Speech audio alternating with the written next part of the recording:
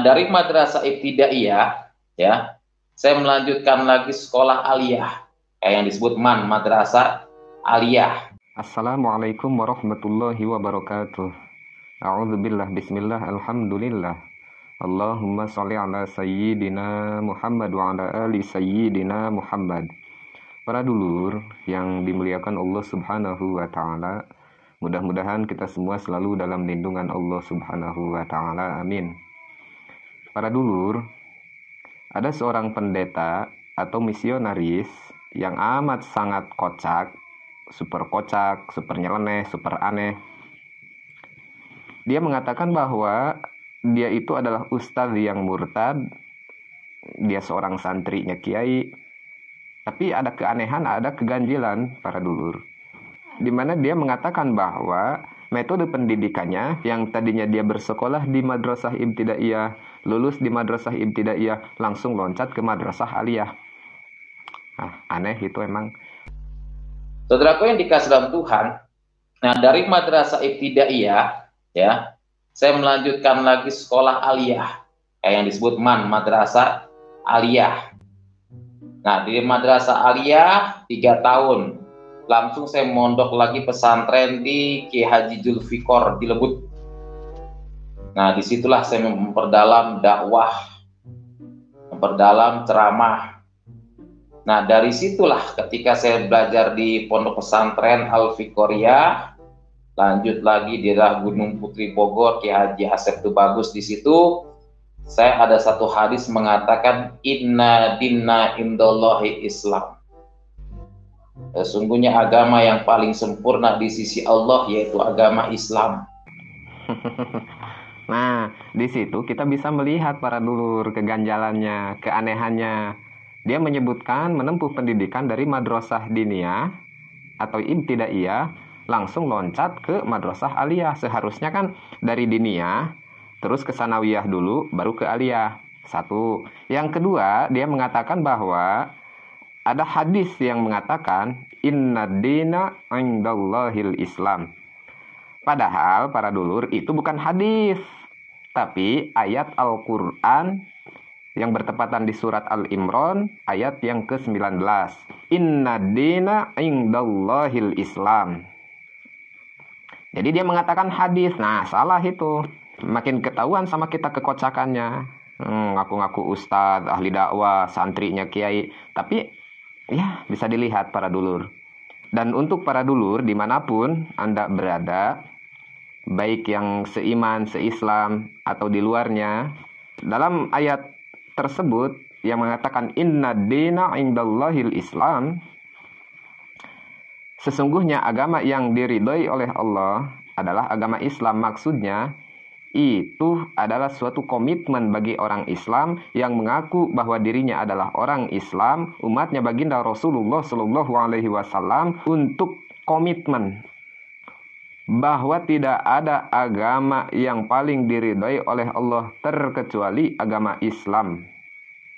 Hanya Islam, hanya Islam, hanya Islam. Itu dimaksudkan untuk siapa? Untuk umat Islam. Agar apa? Berpegang teguh kepada agamanya. Untuk benar-benar berpegang teguh pada keislamannya. Bagi kalian yang tidak meyakini, yaitu silahkan. Misalkan bagi saudara-saudara umat Kristen yang tidak meyakini dengan ayat itu atau tidak mengimani dengan ayat itu, yo silahkan, mangga gitu. Karena apa? Ini adalah keyakinan orang Islam itu seperti itu. Apalagi ada hadis baginda Rasul mengatakan bahwa dzaka ta'mal imani man radiya billahi rabba wa bil islami dina wa bi Muhammadin rasula. Jadi merasakan kenikmatan iman bagi siapa yang ridho bahwa Allah adalah Tuhannya dan Islam adalah agamanya, Nabi Muhammad adalah Rasulnya. Nah, seperti itu para dulur. Nah, anggapan saya pada saat itu agama Islamlah yang paling benar. Di luar Islam tidak ada yang benar. Ditambah lagi guru ngaji saya bilang, kalau kamu bisa memerangi orang kafir, mendapat 70 pahala, 70 bidadari satu orang. Nah sekarang kalau satu gereja berapa bidadari?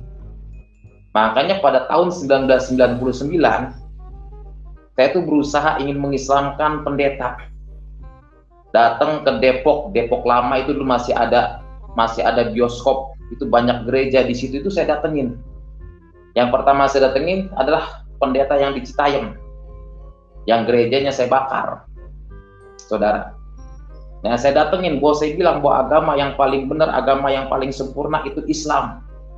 Di luar Islam nggak ada yang sempurna. Inna dinna indallahi Islam, saya bilang. Di sini makin ngaco lagi para dulur. Dia mengatakan bahwa waktu belajar ngajinya sama kiainya diajarkan bahwa untuk memerangi umat Kristen, bahkan diiming-imingi hadiah ini, pahala ini.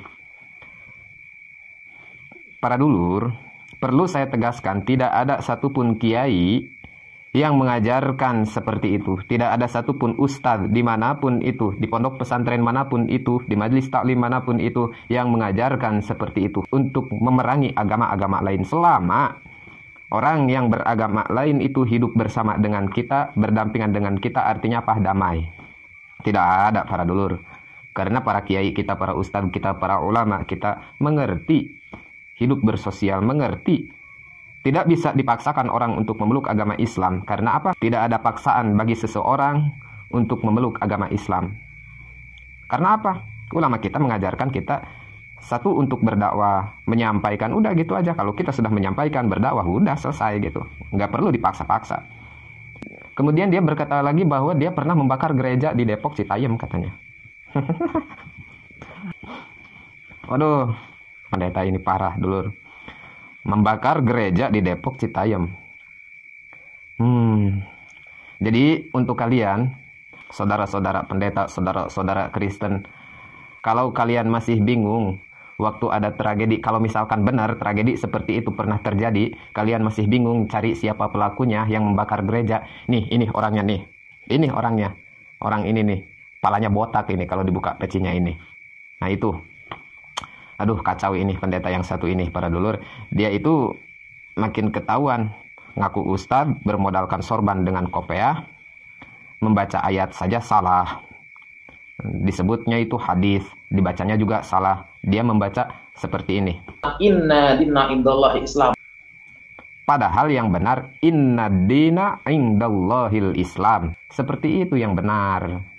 Mungkin para dulur hanya itu saja yang dapat saya sampaikan pada kesempatan hari ini. Kurang dan lebihnya mohon maaf. Wabillahi taufiq wal hidayah. Wassalamualaikum warahmatullahi wabarakatuh.